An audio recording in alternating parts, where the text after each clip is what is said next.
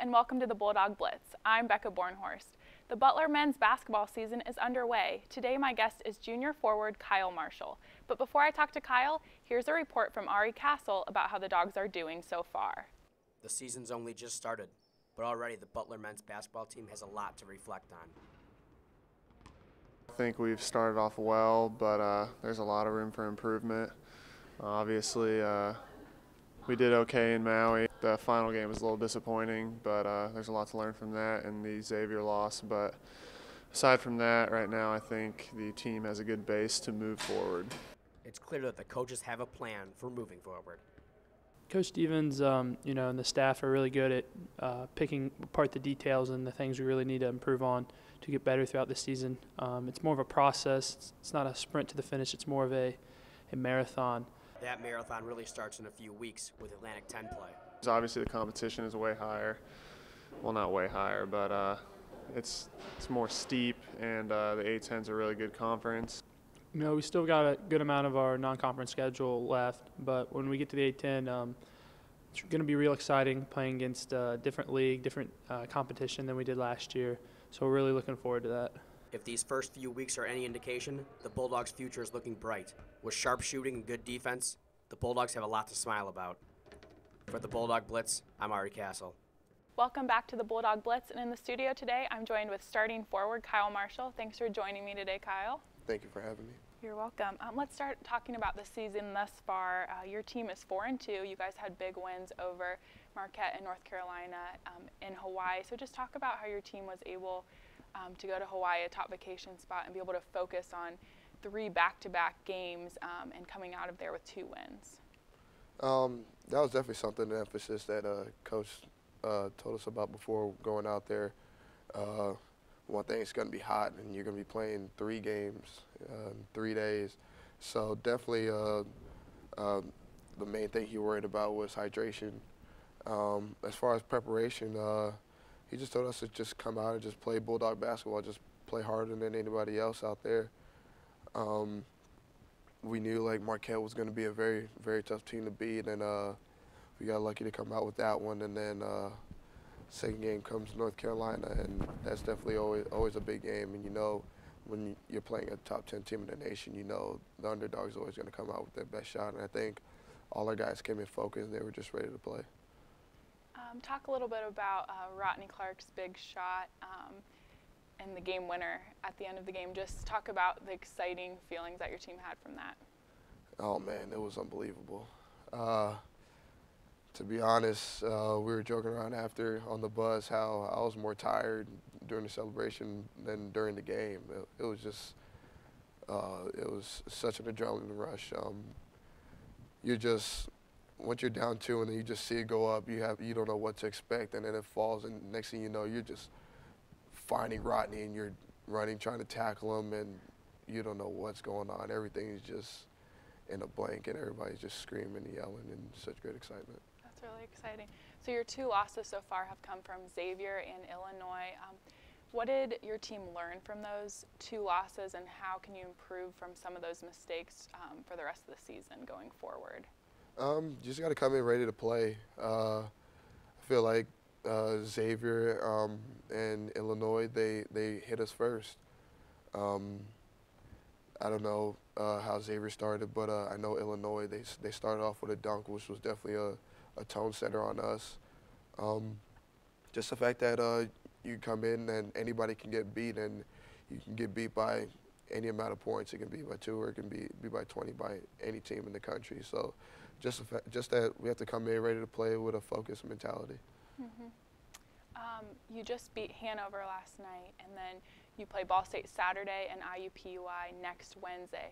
Talk about how important it is to win inside Hinkle Fieldhouse, to win at home, and especially against in-state rivals. Well, going into these games, this is definitely something that we feel like this is a turning point for us. Last year, we didn't quite do as well against Indiana teams that like we wanted to. So we feel like this is a year where we really need to come back and represent our school well, represent our state well. And one of the games, Ball State, was definitely one of the heartbreaker games over there, losing the tight one over there. So we're just definitely coming in. We're ready to play them, and the next opponents, we're just taking it one game at a time, just preparing the same way we usually do. Mm-hmm. And Kyle, you personally have really stepped it up this year. Coach Stevens has made it clear to the media that really, depending on how you play sometimes, is how the team plays, and you're a key scorer too. You, in the 4 games that you all have won, you averaged 16.8 points, shooting 65%. So just talk about what you did in the off season, you know, to really fill this important role, and what you have to do each and every day on and off the floor. Well, definitely during the summer, coaches and I have been talking, and they were always reminding me, listen, you're an upperclassman now. This is your junior year. All that underclassmen stuff, you should be out of your system. This is a year where we feel like you need to break out. You need to be like a leader for these younger guys, and it all starts in getting in the gym, just working on your game. And I just really took those words and just really listened to them. So after hours, like after workouts, I'm usually staying after, or if it's like 10 o'clock at night and I'm just laying in my bed, I'm like, why not just get up and get some shots up and make myself better? That's great. You still have quite a few non-conference games left, so how does your team plan to use these non-conference games in order to prepare for the Atlantic 10? Well, we definitely have a really tough non-conference schedule, so that's always something we want to do, is make our non-conference really tough to help prepare us for conference play. Just the fact that just a bunch of guys just hungry, they just want a better year than they did last year. We just want to come in with a more focused mentality, play better. In our freshmen, we have 6 guys that they don't know what an NCAA tournament game feels like, and then we have upperclassmen that knows what it's like to play for a national championship. So just the combination of guys that want to know what it feels like, and guys that know what it feels like and want more of it, I think it's just a great combination. Mm-hmm. Your first A-10 game is January 9th at St. Joseph's.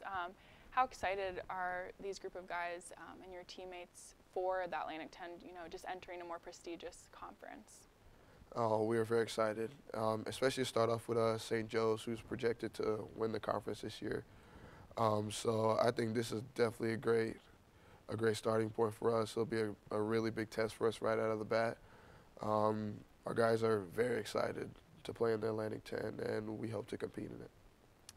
And you talked about how you have some of the guys that know what it's like to be in a national championship game and some guys that don't. So what is it going to take this year for you guys to get back there, or to at least make it deep into the tournament? Just a group of guys playing Butler basketball, playing it to the best of our ability. Just a bunch of guys playing together, willing to fight for one another. Everybody's playing for one another. I don't think anybody's really worried about who's playing well, who's not. We're all just one collective group of guys, and at the end of the day, we want to see that Butler won this game. We don't want to see this individual did this individual did that. At the end of the day, Butler wants to come out with the win. That's great. And your team's always been known for having good chemistry on and off the floor. Do you feel like the chemistry is there this year as well? I definitely do.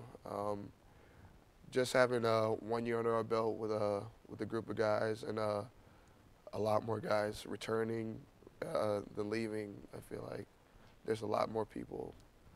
I just feel like it's just a lot of chemistry throughout the 1 year, and then coming into this year. I just think the guys, we know our strengths and weaknesses, and we hang out a lot on and off the court, and I think that was something that really changed from last year to this year.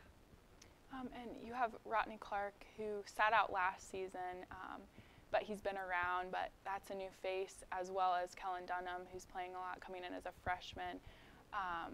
So just talk about what it's like just playing with these new players.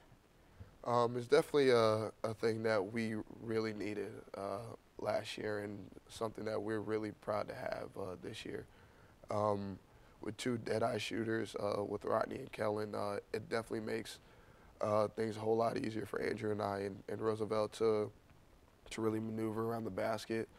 So, I mean, I think just adding those 2 guys is pretty much a blessing. That's great. Well, thank you so much for joining me today, Kyle, and good luck against Ball State on Saturday. And thank you for joining me on this edition of the Bulldog Blitz. Again, I'm Becca Bornhorst, and coming up next is this week's Bulldog Blitz scoreboard.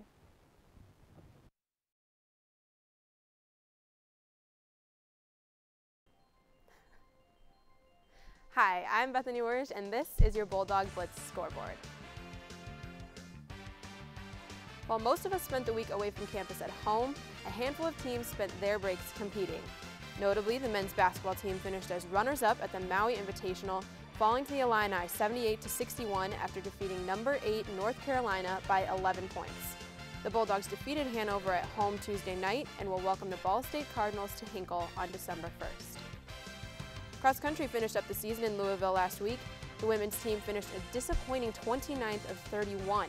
However, fourth-year Katie Clark earned All-American honors with a 22nd place finish at the national meet. Indoor track begins for both the men and women at IU Bloomington on December 8th. The women's basketball team was in California this past weekend, but it wasn't all fun in the sun for the squad. They suffered 2 losses on the road to Portland State and St. Mary's in California on consecutive days. Tough trip for the team, but they hope to bounce back tonight when they welcome Eastern Michigan to Hinkle at 7 p.m. Also this weekend, the women's swim team heads to IUPUI for the House of Champions Invite. The meet will be held over 3 days and will include teams such as Ball State, Xavier, and UIndy. That's all we have for your scoreboard this evening. I'm Bethany Wersch, and we'll see you next week.